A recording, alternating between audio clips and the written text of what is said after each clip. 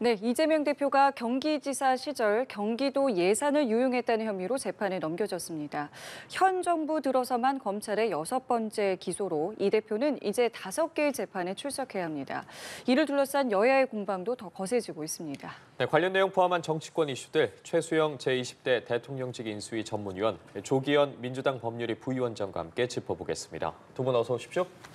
안녕하십니까. 예, 이재명 대표가 경기도 예산을 유용했다는 혐의로 재판에 넘겨졌습니다. 검찰에서는 관용차 사용이라던가 식사 대금 등으로 1억여 원을 유용했다는 혐의를 지금 판단을 했는데요. 일단은 이 사안에 대해서 어떻게 보시는지 먼저 좀 들어보겠습니다.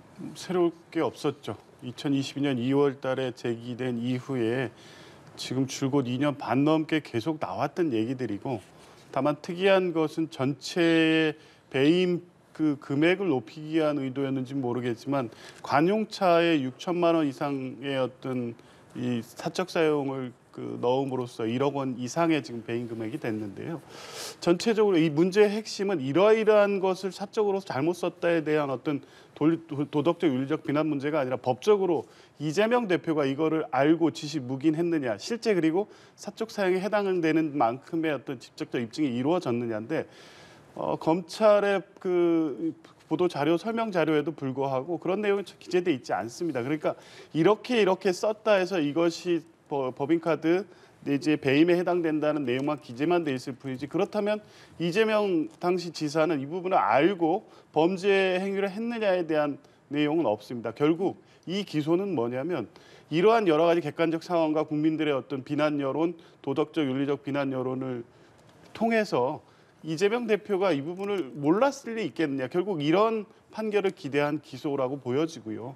특히 이 사건 같은 경우에 2022년 2월에 처음 제기된 이후에 경찰이 100군데 넘는 압수수색을 통해서 수사를 한 후에 이재명 지사와의 관련성이 없다고 해서 불송치했던 사건입니다. 이것을 국민권익위를 통해서 되살려서 1년 반 넘게 수사해와서 지금 기소한 것이거든요. 그래서 전체적인 수사 과정 그리고 검찰의 보도 내용 이런 걸 종합해 보면 이재명 대표에 대한 혐의 사실이 분명히 증거를 통해 밝혀지지 않았음에도 불구하고 정적을 겨냥한 정치적 무리한 기소다, 이렇게 보고 있습니다. 지금 말씀하신 것과 비슷한 맥락이죠. 민주당에서는 정치적 기소다, 대통령 정적 죽이기다라고 이야기를 하고 있습니다. 이번 사안 어떻게 보셨습니까? 민주당은 시종일관 모든 것은 이제 정치 검찰이 저지른 일이고 이제 이것이 사법 살인이라 이런 논조로 얘기하는데, 이거 간단합니다. 이게 이재명 대표에 대해서 먼지털이식 수사나 인디언 기우제식 수사로서 기소한 게 아닙니다.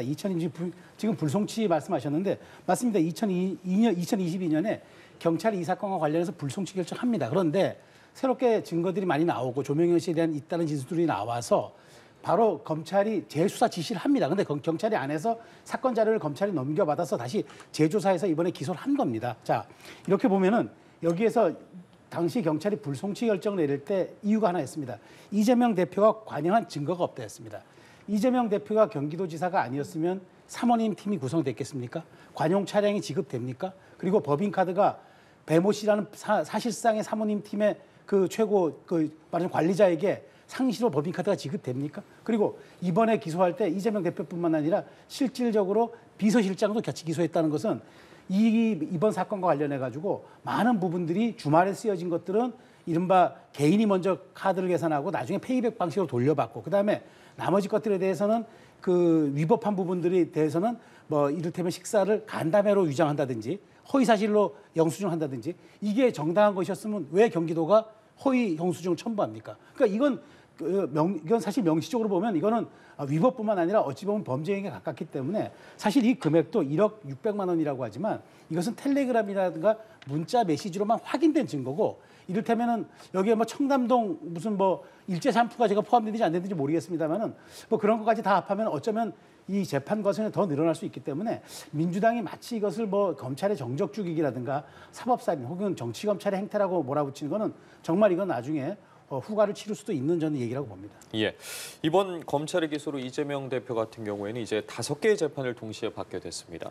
지금 서울과 수원을 오고 가야 하는 상황이 되기도 했고, 그리고 많게는 한 주에 한 서너 번 정도 법정에 출석해야 할 수도 있다, 이런 예측도 나오고 있는데, 민주당 입장에서는 좀 당무 차질을 걱정할 수밖에 없는데 어떻게 보십니까? 문제 없겠습니까? 물리적으로는 쉽지는 않은데요. 지난 2년 6개월 동안 쭉 진행돼 왔던 일입니다. 당무에 큰 문제가 없었기 때문에 당대표 압도적 지지로 재선에 성공한 거 아니겠습니까? 그리고 실제 지금 뭐 이 어떤 정치적 사안에 대응하는 것이라든가 국회 원내 대응이라든가 아무런 문제 없이 되고 있기 때문에 이재명 대표로서는 여러 가지 현실적으로 정신적으로 또 그 육체적으로 힘든 것은 맞지만 당무에 차질이 발생하거나 당 내에서 이재명 대표의 이 재판 때문에 뭐 전체적으로 당 운영에 문제가 발생하거나 이런 상황은 아닌 것으로 알고 있습니다. 예, 이렇게 재판이 진행되고 대법원 최종 확정 판결까지 그렇다면 얼마나 시간이 걸릴 것이냐에 대해서도 관심이 많이 쏠리더라고요. 네. 과연 대선 전에 이 판고가 나올 것이냐, 선고가 나올 것이냐 부분도 관심이 가는데 어떻게 바라보고 계십니까? 저는 대선 전뿐만 아니라 아마 내년에 나올 것 같아요. 왜냐하면 지금 조희대 대법원장이 지금 633 원칙을 전체 하급 법원에다 하달했습니다. 다시 말하자면 1심은 6개월, 2심은 3개월, 그다음에 3심까지 3개월인데 원래 선거법은 빨리 그렇게 하도록 돼 있습니다. 실제 6개월 안에 모든 것이 3심까지 이루어지도록 선거법에 대해서만큼 좀 그렇게 하고 있는데 사실 이재명 대표의 재판은 사실 늦어진 거죠. 그 재판 뭐 지연 전략도 있었겠고 또 여러 가지 그동안 이재명 대표와 관련한 사건 사고들이 있었기 때문에 뭐 지금 그렇게 이제까지 온 것은 한다 치더라도 지금은 이재명 대표가 1심 선고를 벌써 이제 그 받고 있는 상황이고 다음 달 25일이면 이제 위증교사도 나오니까. 근데 지금 제가 여기서 주목하는 거는 이재명 대표가 지금 현재까지는 5개지만 최대 7개까지 될 수가 있단 말이에요. 왜냐하면 지금 정자동 호텔 특혜 분야 그 특혜 사건과 그다음에 이재명 대표의 이른바 쪼개기 후원 사건도 지금 거의 사건화되고 있기 때문에 이것까지 사실 또 기소가 된다 그러면 7개 재판 정말 흔히 하는 말로 무지개 레인보우 재판이 됩니다. 7개 사법 리스크가 진짜 현실화되는 건데 뭐 실질적으로 지금까지야 당무 보는데 어려움이 없었겠고 그다음에 바쁜 일정 쪼개서 한다고 하지만 정말로 이렇게 7개가 사건화가 되고 계속 재판을 받게 될 경우 민주당에서 현재까지는 뭐 침묵에 나선 이론이 작동하고 있으니까 아직도 소수에 대한 그런 의견들이 좀 찾아들고 있지만 실질적으로 떨어지는 칼날을 잡지 않는 법인데 그걸 온몸으로 민주당이 내년부터 방어할까요? 어쨌든 대법원장이 사법에 지연된 정의는 정의가 아니니까 빨리 조치하라고 한 것에 대해서 법원대로 법원의 시간대로 가겠지만 민주당은 이런 그 사법 리스크 속에서 과연 우리가 대선까지 치를 수 있는 정당으로 갈 수 있는지 뭐 400억 원이 넘는 뭐 반환금을 토해내는 것 그것과는 별개로 민주당이 정말 수권 정당으로 갈 수 있는지에 대한 심각한 고민 여부를 저는 내년엔 어쩔 수 없이 하게 될 거라고 봅니다. 고민 여부를 볼 수밖에 없을 것이다라고 하셨는데 지금 민주당 안에서 여러 목소리가 좀 나오고 있습니다. 뭐 대여 투쟁의 수위를 좀 끌어올려야 된다라는 일각의 좀 목소리도 있는 것 같고요. 뭐 개헌이라든가 뭐 탄핵을 좀 추진하다 이런 목소리도 좀 나오고 있는데 글쎄요 민주당은 앞으로 좀 어떤 전략을 좀 취해야 된다고 보십니까? 내부의 강경 목소리가 힘이 실리고 있는 것은 분명합니다. 예. 해도 너무한 거 아니냐 이런 여론이 생길 수밖에 없지 않겠습니까? 기소한 내용들도 보면 이재명 대표 개인이 문제가 있다. 그리고 뭐 사법 영역에 있어서 예외는 있을 수 없고 법 앞 평등하다. 다 맞는 말입니다. 그러면 국민의힘이 현 정부가 그 말을 지금 할 수 있습니까? 국민의힘이나 관련자들한테 똑같은 법 적용이 되고 있냐고 묻지 않을 수 없는 거거든요. 지금 법인카드 문제만 해도 단적으로 보면 원희룡 지사 관련해서 법인카드 유용 문제 말도 안 되는 심각한 유용이 있는데 해명 안 됐는데 지금 수사 진행 안 되고 있습니다.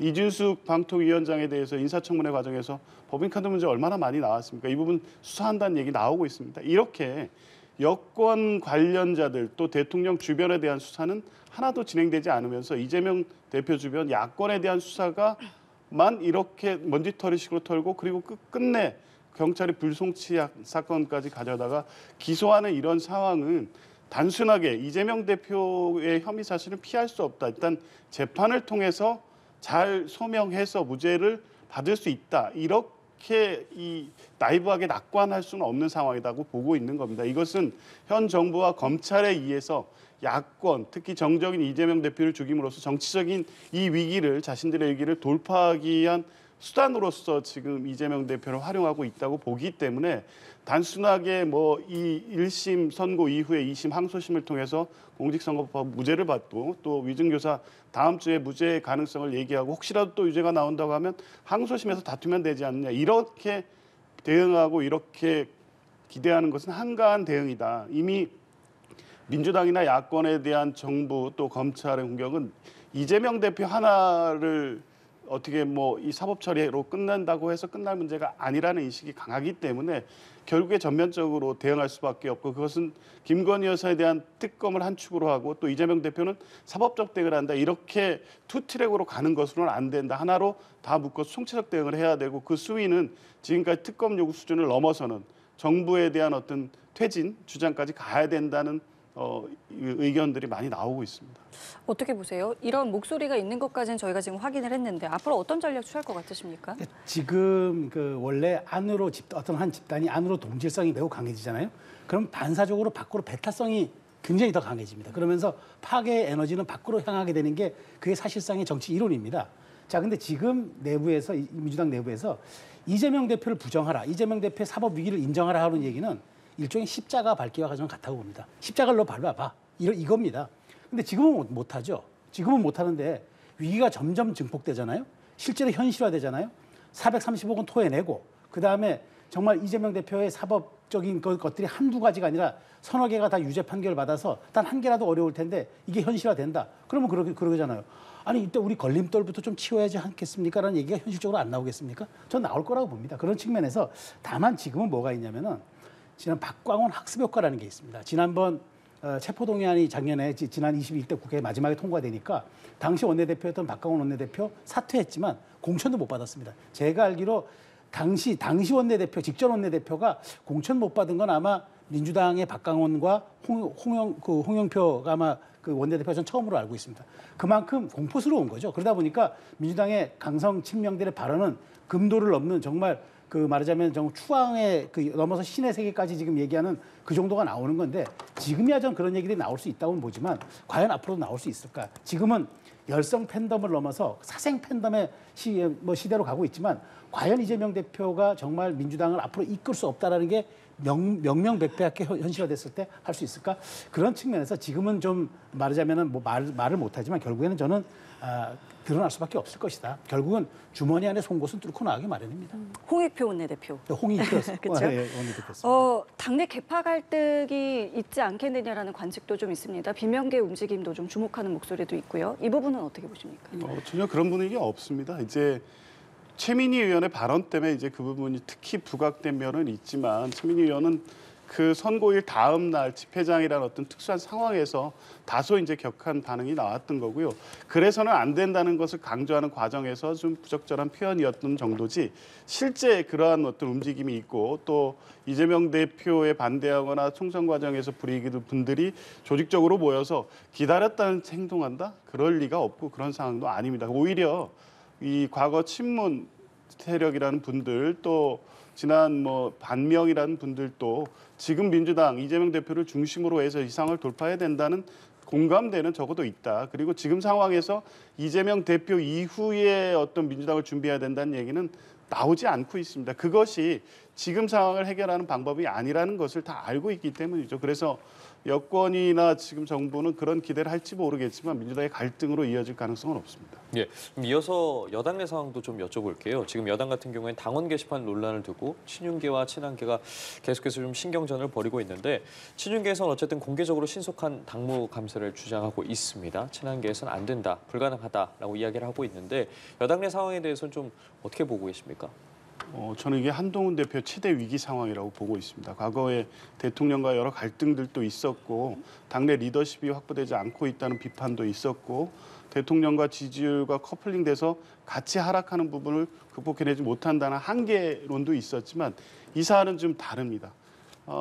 당 가족이 이름이 동원된 댓글들이 작성이 됐고 당 또 대통령을 비난하는 글이었는데, 이에 대해서 한동훈 대표는 본인이 쓰지 않았다는 정도로 하고 아무 말을 하고 있지 않고 있는데, 자신이 쓰지 않았다는 말은 오히려 그러면 누가 썼을까? 이거는 이제 위법, 불법의 문제가 되는 겁니다.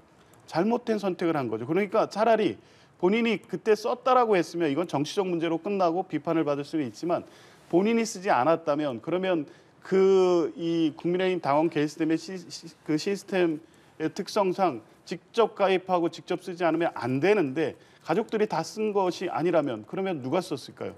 과거에 그렇게 비난했던 어떤 댓글 공작이라든가 조작, 이것을 스스로 자인한다는 얘기가 될 수도 있기 때문에 경찰의 수사를 지켜본다는 게 물론 지금 수사기관이 현 정부를 직접적으로 강력하게 수사하지 않겠다는 기대를 갖고 하는 말씀인지 모르겠지만 사안 자체는 지금 한동훈 대표가 위법을 피할 수 없는 상황으로 가는 게 아닌가. 그렇다면 결국 이 상황이 드러나면 지금까지 해왔던 여러 가지 본인의 발언과도 모순이 되고 실제 불법에 대한 처벌을 피할 수 없는 상황이 될 수도 있기 때문에 한동훈 대표로서는 이런 정도의 대응을 할 수밖에 없지만 결국 이 상황이 본인의 어떤 정치적 발목을 잡을 가능성도 크다 이렇게 봅니다. 말씀해 주신 것 지금 한동훈 대표 아직까지 별다른 입장을 내지 않고 있거든요. 이유 어디서 찾아야겠습니까? 저도 조금 의아는 합니다. 왜냐하면 한동훈 대표의 정치적 상징 자본이라는 게 있습니다. 정치는 매우 상징 자본이 중요하죠. 그런데 한동훈 대표는 그거잖아요. 법에 의한 지배가 아니라 법의 지배를 외치는 법무장관 출신의 정치인입니다. 그리고 도덕성. 그다음에 지금 명태균 게이트가 지금 대한민국을 뒤덮어도 유일하게 연루되지 않은 정치인 하나. 뭐 유일하게는 아니겠지만 그래도 유력 정치인 여권 중에서는 연루되지 않은 정치인. 그다음에 신선함, 깨끗함 이런 것들이잖아요.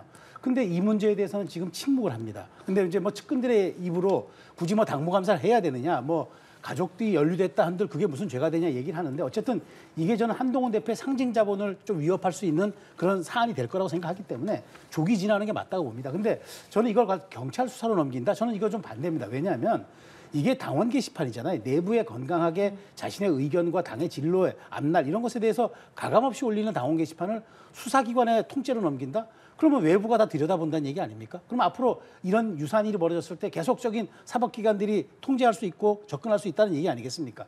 그렇게 하면 안 되고 이건 당무감사 혹은 내부 감찰을 통해서 깨끗이 본 다음에 그리고 이렇게 말하자면은 좀 익명의 사람들이 아이디를 혹시 도용해서 올 수 있다는 이런 제도들이 있다면 이건 재발 방지해야 되는 거 아닙니까? 그렇다면 거기에 대한 재발 방지를 하고 만일 거기에 조금이라도 어떤 문제가 있었다면 깔끔하게 사과를 하고 그냥 넘어가면 이거는 법적인 문제도 안 되고 예. 오히려 한동훈 대표의 입지를 강화할 수 있는 것도 되는데 자꾸 침묵하고 그다음에 측근들이 스피커를 내서 그 목소리를 내고 그다음에 이게 자꾸 친윤과 친한의 갈등으로 비춰지는 거 지금 그렇지 않아도 터닝 포인트를 맞이한 여권이 이걸 조기 극복하는 차원에서라도 저는 빨리 좀 내부에서 이걸 해결하는 게 맞겠다라는 생각을 갖고 있습니다. 알겠습니다. 자, 그리고 지금 국회에서는 예산안 심사가 진행 중입니다.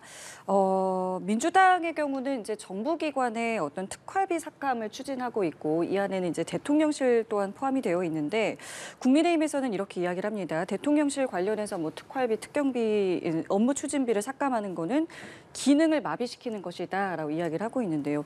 이 필요성에 대해서 좀 설명을 부탁드릴게요. 뭐 본질은 간단합니다. 제대로 썼는지 내역을 밝히라는 거거든요. 그것에 대해서 지금 정보기관들이 일제히 그 내역을 밝히지 않으면서 부당한 삭감이라는 주장만 하고 있습니다.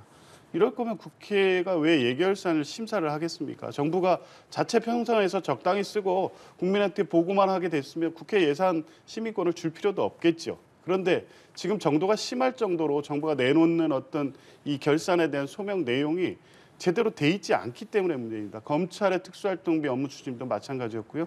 감사원도 마찬가지입니다. 대통령실도 알아서 잘 썼고 이렇게 하면 마비된다는 주장만 하고 있지 대통령실이 썼다는 특수활동비나 업무 추진비 내역에 대해서 소명이 안 되고 있습니다. 그런데도 달라는 대로 다 주라고요? 세금을 그렇게 써도 된다는 게 대통령실의 특권이 인정이 되는 겁니까?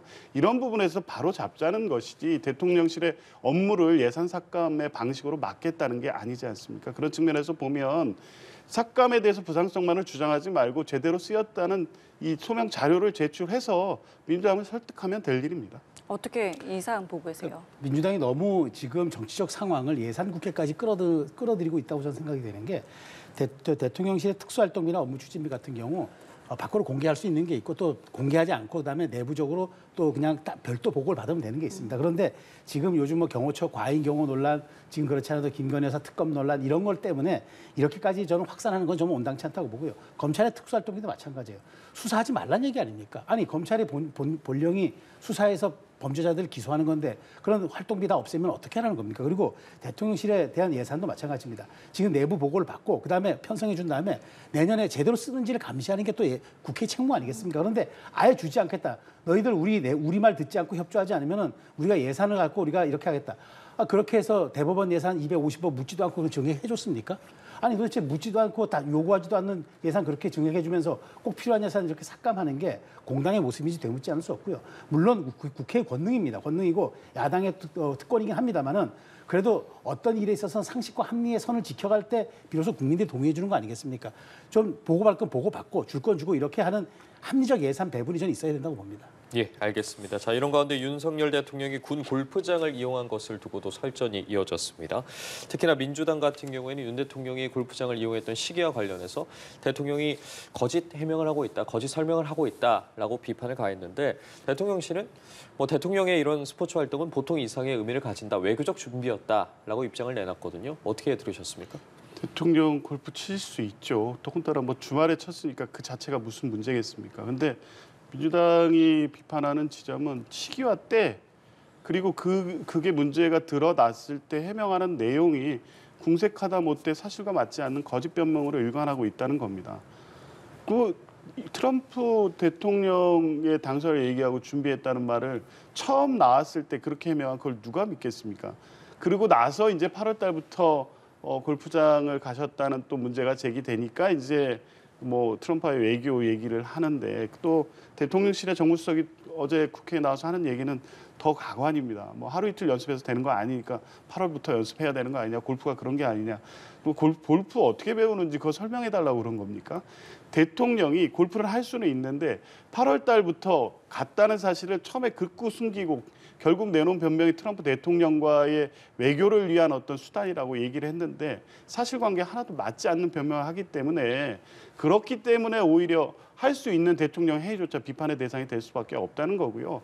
문제가 드러나면 다소 비판을 받고 이 비난의 대상이 된다고 할지라도 때로는 솔직하게 인정을 함으로써 문제를 넘어갈 수 있는데 이런 식으로 자꾸 대통령의 모든 행위에 아무 문제 없고 그래서 드러나서 국민적 비판이 나올 때마다 거짓 변명으로 일관하는 태도를 대통령실이 계속 반복하고 있기 때문에 문제를 삼는 것이고 과연 이제 어제 그 운영에서 나와서 하는 대통령실 비서관 참모들의 얘기를 들어보면 참모진의 문제가 좀 심각하다 이렇게 느껴집니다. 이런 식으로 보좌를 하면 대통령의 판단이 제대로 하실 수 있겠나 이런 문제가 드러난 어제 국회였다고 봅니다. 스포츠 활동 자체가 문제는 아니다라고 말씀해 주셨거든요. 그렇습니다. 대통령이 체력 단련뿐만 아니라 외교 활동의 일환으로 골프 할 수 있죠. 저는 근데 이 문제에서 저도 느끼는 것은 어떤 그 이슈보다도 이슈를 다룬 태도를 저는 생각을 합니다. 그러니까 어차피 대통령께서 할 수 있는 일은 경호에 관련된 얘기 아주 좀 내밀한 얘기 빼고는 운동할 수도 있고 하는 얘기들을 좀 사전적으로 공개하고 그다음에 여기에 대해서 동의를 얻으면 되는데 마치 사후 해명을 하듯이 또 쫓겨서 혹은 추궁에 의해서 해명하듯이 이렇게 하는 모습들이 오해를 전 낳고 있다고 보고요. 앞으로 이런 것들에 대해서는 조금 더 선제적으로 국민께 알릴 건 알리고 그다음에 동의받을 거 동의받는 이런 좀 말하자면 소통과 그 합의의 모습들을 좀 대통령실이 선제적으로 좀 보여주는 게 필요하고 불필요한 오해를 줄일 수 있는 게 아닐까 그런 생각이 듭니다. 알겠습니다. 두 분 말씀은 여기까지 함께하겠습니다. 지금까지 최수영 제20대 대통령직 인수위 전문위원, 조기현 민주당 법률위 부위원장과 함께했습니다. 두 분 감사합니다. 고맙습니다.